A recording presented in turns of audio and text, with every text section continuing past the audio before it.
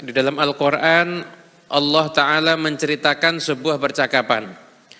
Ketika nanti orang-orang yang sudah masuk neraka akan ditanya oleh Allah Ta'ala, ma salakakum fi saqar, apa yang menyebabkan kamu itu masuk ke dalam neraka? Maka mereka menjawab, qalu lam naku minal musallin, kami bukan termasuk orang yang mengerjakan salat, tentunya adalah salat yang wajib. Walam naku nud'imul miskin, dan kami juga tidak memberi makan pada orang miskin, maksudnya tidak menunaikan zakat. Wa kunna nakhudhu ma'al khaidin, dan kami ikut berbuat batil bersama dengan orang-orang yang berbuat kebatilan.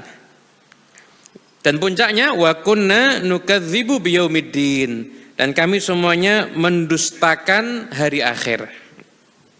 Sidang Jumat yang dimuliakan Allah Ta'ala, saya akan membahas satu poin daripada ayat ini, yaitu bagaimana orang-orang nanti dia masuk neraka, dikatakan sebabnya di dalam Al-Quran, menurut pengakuannya dia mengatakan wa kunna nakhudhu ma'al khaidin, kami ini berbuat yang salah, berbuat yang batil, berbuat maksiat bersama dengan orang-orang yang juga berbuat.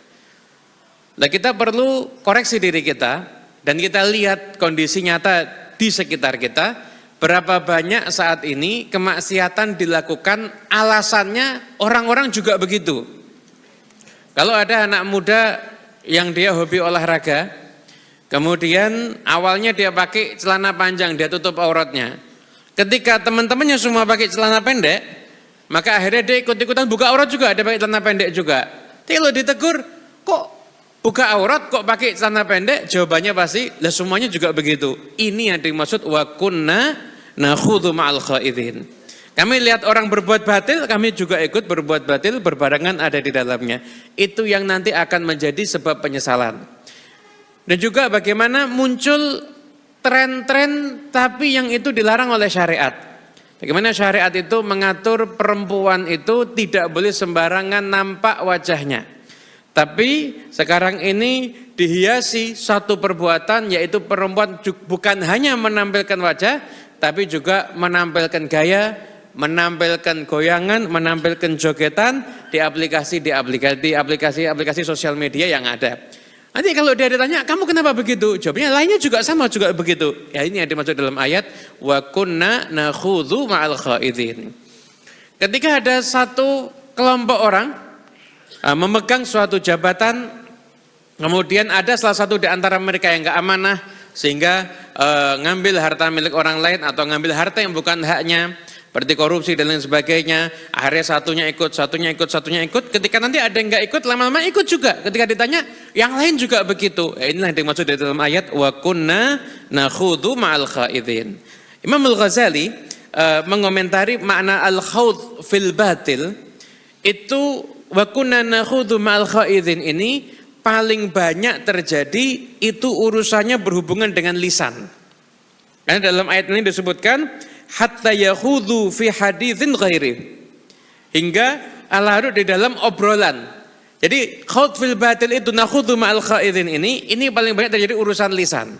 Orang duduk niatnya cuma mau ngobrol, tapi ketika di sekitarnya ngomongin orang, menggunjing orang, jadinya akhirnya dia juga ikut menggunjing orang. Nah, ini yang dimaksud wa kunna nakhudhu ma'al khaidin. Lihat orang menggunjing, dia ikut menggunjing. Lihat orang menkomentarin, dia ikut menkomentarin. Lihat orang mencela, dia ikut mencela. Oleh karena itu, ikhwani rahimakumullah, sidang Jumat yang dimuliakan Allah Ta'ala, ini ayat menjadi satu peringatan untuk kita semuanya, bahwasanya kebaikan tetaplah kebaikan walaupun tidak ada yang mengerjakan. Keridhaan Allah tetaplah keridhaan Allah walaupun sama sekali nggak ada yang mengerjakan. Dan kemaksiatan tetaplah kemaksiatan sekalipun semua orang itu mengerjakan. Oleh karena itu, agar kita bisa selamat daripada hal-hal yang seperti ini, maka paling tidak dua bekal yang harus kita punya, yaitu kita harus punya bekal ilmu, sehingga kita bisa mengetahui mana yang hak dan mana yang batil. Karena zaman sekarang ini kadang-kadang kebatilan dibungkus dengan bungkus yang hak, sehingga orang tidak bisa lagi membedakan. Tapi dengan orang mencari ilmu, dia mengambil ilmu melalui min suduri rijal, dari hatinya orang-orang yang saleh, maka dia akan bisa mengenali mana yang hak dan mana yang batil. Yang kedua yaitu jagalah circle pertemanan kita. Dengan siapa kita duduk. Kadang-kadang kita ini tahu kalau mengunjungi orang lain itu haram, tahu kalau banyak ngomentarin orang, banyak nyacat orang itu haram. Tapi ketika kita duduk dengan orang-orang seperti itu, maka akhirnya pun kita juga larut di dalam hal-hal yang semacam itu. Katakan oleh Salman, aktsarun nasi dzunuban yaumil qiyamah aktsaruhum kalaman fi ma'siyatillah. Paling banyaknya orang itu menanggung beban dosa di hari kiamat adalah paling banyaknya orang yang dia banyak bicara tapi di dalam maksiat pada Allah Subhanahu wa taala. Begitu juga dalam hadis disebutkan a'dhamun nasi khataya yaumil qiyamah aktsaruhum khawdan fil batil. Paling besarnya kesalahan nanti ada di hari kiamat adalah paling banyaknya orang-orang ikut larut di dalam obrolan-obrolan yang berisi kebatilan, yang berisi sesuatu yang tidak diridhai oleh Allah Subhanahu wa taala. Semoga Allah taala jaga kita semua dan selamatkan kita semuanya insyaallah.